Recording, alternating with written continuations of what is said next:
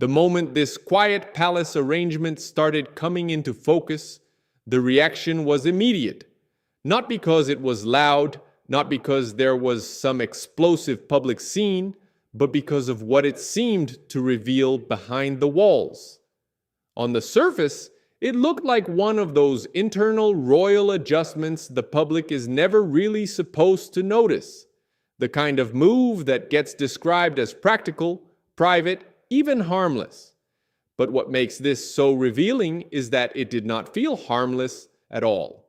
If anything, it felt like one of those rare moments where a simple palace decision suddenly exposed a much bigger question about power, belonging, and who really gets to shape the monarchy from the inside. And if William was genuinely taken aback by it, that matters. Because the real issue here is not just Camilla making herself comfortable.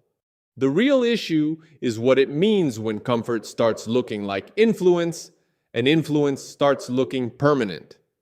If you enjoy these deep royal breakdowns, make sure you subscribe and stay with me, because this one is not really about rooms or arrangements. It is about the future balance of the crown. Because here is the thing, in royal life, space is never just space. A residence is not just a residence. An office is not just an office. A household is not just a household. Where people are placed, who is kept close, who is given continuity, who gets access, who is protected by the structure around the sovereign, all of that carries meaning. That is why this kind of arrangement landed harder than it looked. What might seem like a private decision can easily be read as a signal, and when that signal involves Camilla, William, and the inner orbit of the palace, people are not going to see it as neutral. They are going to ask the deeper question almost immediately, was this really about convenience, or was it about securing position before the next era of the monarchy begins? That is where William's reported shock becomes interesting. Because if he was surprised, then the surprise itself tells a story. William is not some distant observer, he is the heir. He is the next central male figure in the institution after Charles. He is already thinking beyond the current reign, whether the palace admits that openly or not. So if an internal arrangement involving Camilla was able to develop quietly enough to catch him off guard, that says something about how palace power still works. It says there are still private channels, still emotional alliances, still corners of royal life where family feeling and institutional planning mix together in ways that are not always clean. And for someone like William, who has spent years trying to project order, discipline, and future readiness, that would not just be irritating, it would be deeply revealing. Because William's entire role inside this family has been shaped by one uncomfortable truth. In the House of Windsor, private relationships never stay private for long. They spill outward. They affect perception. They change loyalties. They raise old wounds. And eventually they alter how the monarchy itself is understood. He grew up watching personal choices become constitutional weather. He watched emotion collide with duty in the most public way imaginable. He watched the monarchy struggle not just with headlines, but with moral authority. So when people act as though this is just another domestic adjustment around palace life, that misses the point completely. William is one of the few people in that family who understands how small internal moves can become symbolic earthquakes later on. And let's be honest, that is part of why Camilla remains such a loaded figure in this story, no matter how polished the public image becomes. Her place today is undeniably strong. She is queen. She has worked steadily, kept a lower profile than many expected, and become part of the institutional furniture in a way that once seemed impossible. That is all true. But another truth sits underneath it, and the palace can never fully erase it. Camilla entered the royal center through one of the most controversial emotional chapters in modern royal history. Her legitimacy in the institution may now be official, but it has always carried a different texture from the legitimacy of bloodline. That difference matters, especially to people like William, because in royal life, not all forms of acceptance are emotionally equal. That is why an arrangement like this can sting, even if nobody intended it to sting. If Camilla has quietly secured a palace setup that protects her own space, her own continuity, her own people, or her own comfort inside the most sensitive parts of royal life, then what William sees is not just a wife being looked after by a devoted husband. What he may see is something more strategic than that. He may see a parallel center of influence being settled into place during a period when the monarchy is already under huge pressure to simplify, modernize, and define its future. And once you see it that way, the emotional temperature changes. Suddenly, this is not about who sleeps where or who keeps which staff. It becomes a question of whether the future king is being asked to accept an arrangement that he did not shape, may not fully agree with, but will still have to inherit the consequences of. Now, to understand why that matters so much, you have to look at the difference between Charles and William. Charles has always been more emotionally layered, more sentimental, and in some ways more willing to let private bonds shape the atmosphere around him. He waited a very long time for the life he wanted with Camilla. He spent years trying to bring that relationship from scandal into respectability, from private loyalty into public recognition. So from Charles's point of view, securing Camilla's place is not some political indulgence. It probably feels like justice. It probably feels overdue. It probably feels personal. And that is where this gets difficult, because what feels deeply human to Charles can feel institutionally messy to William. William, by contrast, has built his public identity around steadiness, structure, and a very controlled idea of service. He understands modern image better than people sometimes give him credit for, but he also seems deeply aware of hierarchy in a way that is almost old-fashioned. He knows where the line is supposed to be between the sovereign, the heir, and everyone else who circles the institution. He knows that if too many emotional side arrangements are allowed to harden into permanent realities, the monarchy starts to look cluttered, blurred, and overcomplicated. And that is exactly what he has been trying to move away from. For him, the future is not supposed to be built on competing households, overlapping loyalties, or private sensitivities dressed up as public necessity. The future is supposed to be cleaner than that. So when this arrangement emerged, what may have unsettled William most was not the practical detail. It was the symbolism. Because symbolism is the real currency of monarchy. Who is central, who is protected, who is treated as temporary, who is treated as essential, who is being quietly written into the architecture of the royal future, and who is not. These are not abstract questions in that family. They shape everything. And if Camilla's place was being secured in a way that made her look less like the king's spouse of the present and more like a lasting fixture whose orbit must be accommodated by the next generation too, then of course that would raise eyebrows. That would make anybody in William's position stop and think. And here is where Catherine enters the emotional logic of the story, even if she is not at the center of the arrangement itself. Because Catherine represents a completely different kind of royal legitimacy. Yes, she married in. Yes, she was not born royal, but her place is bound up with the direct line of succession in a way Camilla's never can be. She is the wife of the heir, the mother of a future king, and the public face of the monarchy's next chapter. Her role grows naturally as William's role grows. It is structurally inevitable. Camilla's role, however elevated, is tied to Charles. That is the contrast people keep feeling even when nobody says it out loud. One woman belongs to the monarchy's future by design.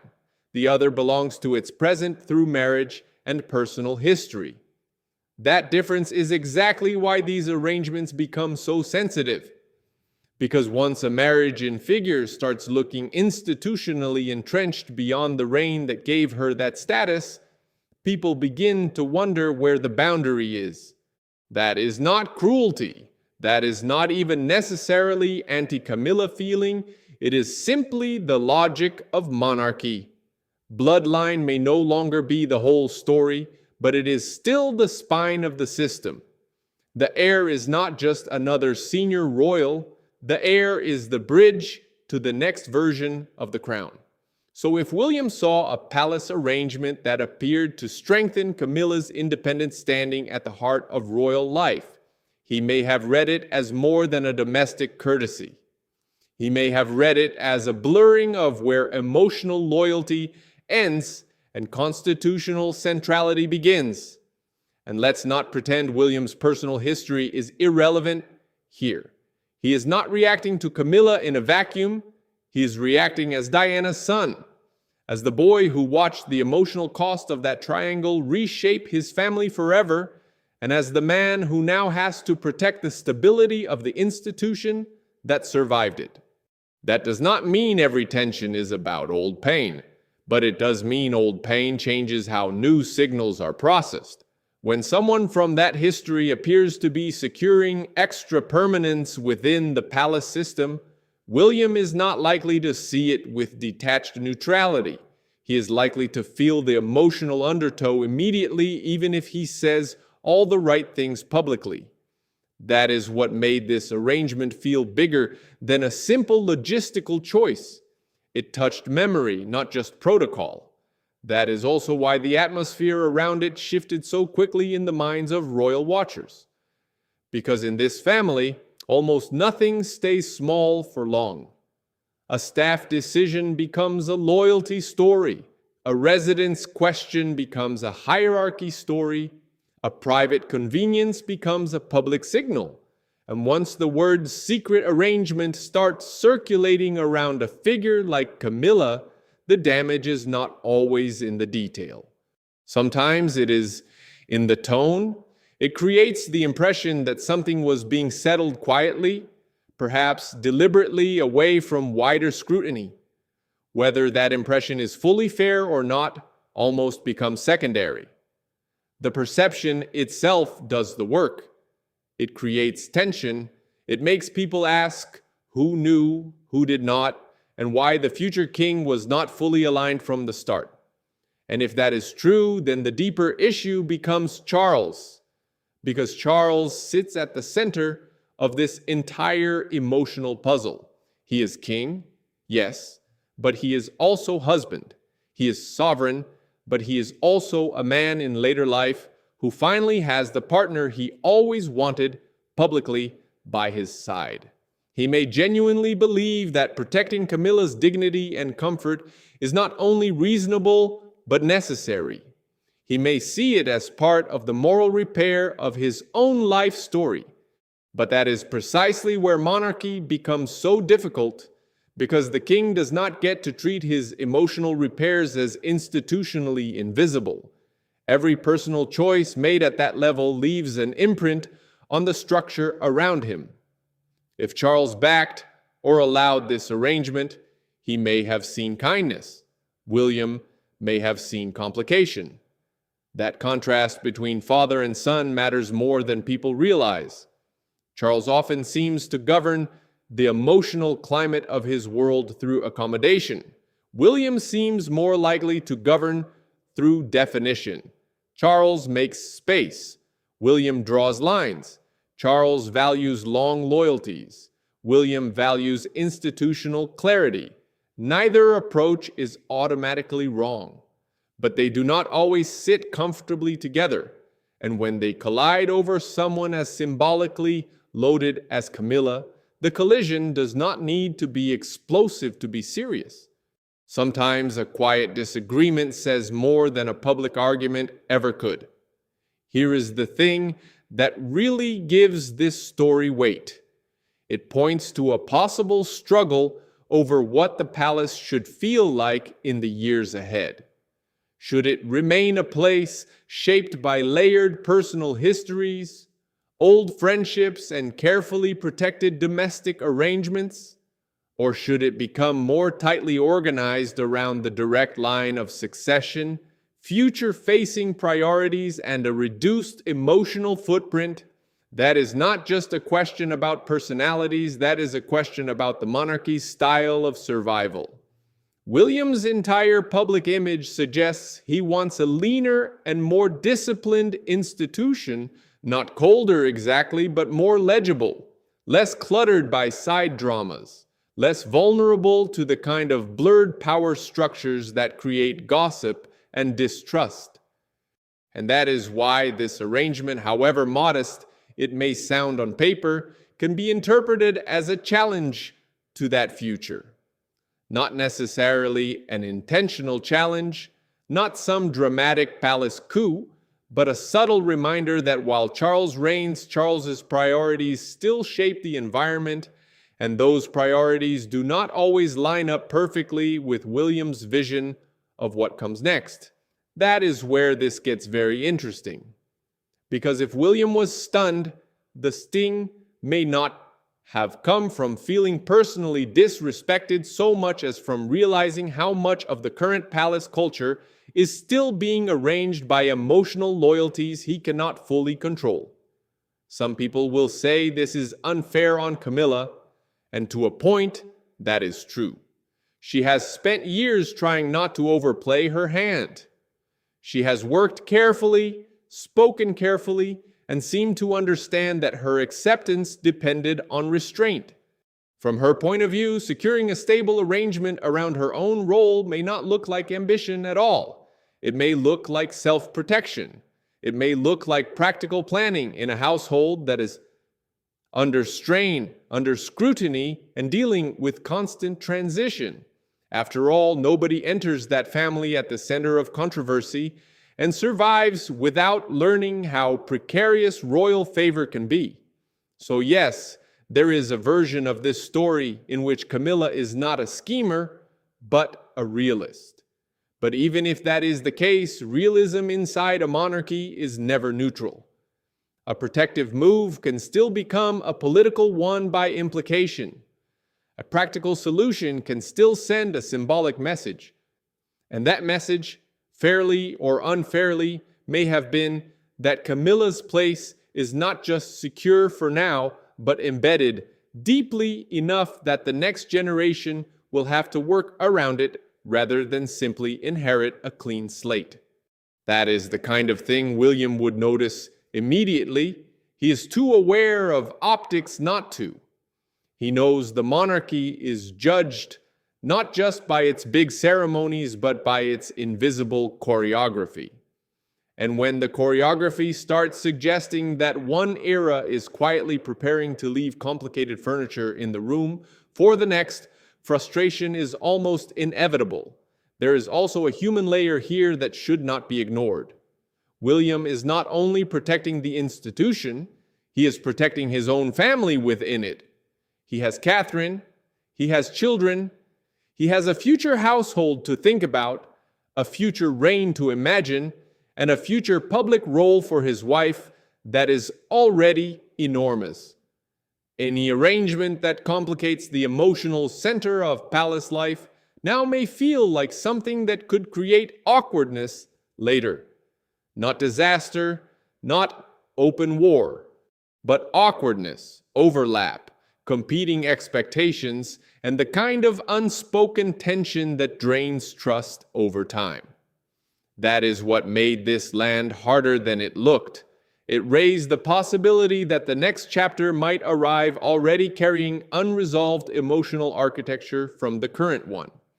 And the monarchy is especially vulnerable to that kind of residue because it thrives on visible simplicity. The public likes to believe there is a clear line, sovereign, heir, future. That line gives the institution its logic. It gives all the pageantry a center. Once too many side arrangements start pulling attention, the picture becomes muddy. Who speaks for the heart of the family? Who represents continuity? Who is symbolic and who is structural? Those questions may sound abstract, but they are exactly the questions royal households spend their lives managing. So when a hidden palace arrangement suddenly hints at a more complicated answer, it does not just create gossip. It creates anxiety about the shape of the monarchy itself. And maybe that is the biggest reason this story has lingered in people's minds. Not because there was some theatrical confrontation. Not because anyone expects William to storm through a corridor making demands. That is not how this family works. The real drama in royal life is often much quieter than that. It sits in the pause after a revelation, in the coolness that follows, in the recalculation, in the moment someone realizes that what looked settled may not be settled at all. William does not need to explode for this to matter. He only needs to notice. And if he noticed, others around him will notice too. So where does that leave Camilla? In a strangely exposed position, actually. Because the more secure she appears, the more scrutiny she attracts. The more embedded her role looks, the more people test its limits. That is the paradox of royal acceptance. You spend years trying to achieve normality, and the moment you get close to it, people start asking whether you have gone too far.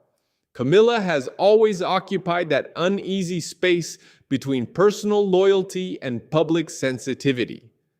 This arrangement seems to have pulled that tension right back into view. It reminded people that she may be accepted, but she is still interpreted differently, still measured differently, still seen through the lens of how she entered the story in the first place. And William, whether he meant to or not, represents the line she cannot fully cross. He is the institution after Charles. He is the bloodline made visible. He is the reminder that some forms of belonging in monarchy are emotional and some are foundational. That does not make him cruel. It does not make her illegitimate, but it does mean that when their interests, symbolism, or comfort zones drift too close to each other, the tension becomes instantly meaningful. Not because anybody says it out loud, but because everybody can feel what it stands for. In the end, that is why this did not read like a trivial palace update.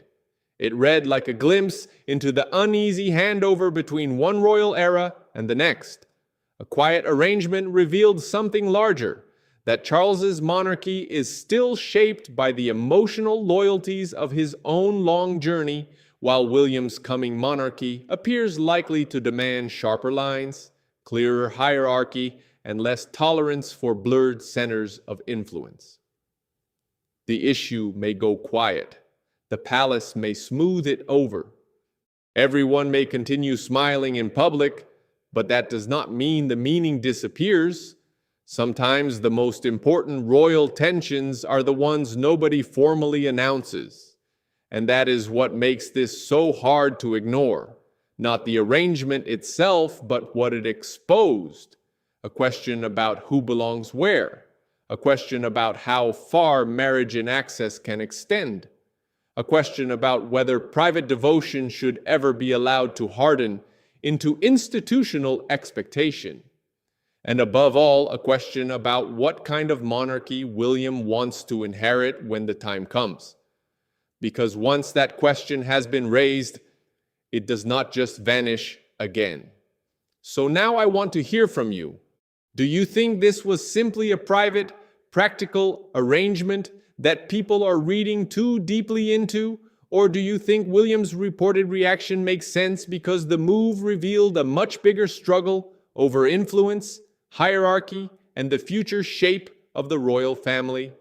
Let me know in the comments, because with this family, the quietest decisions often end up revealing the loudest truths.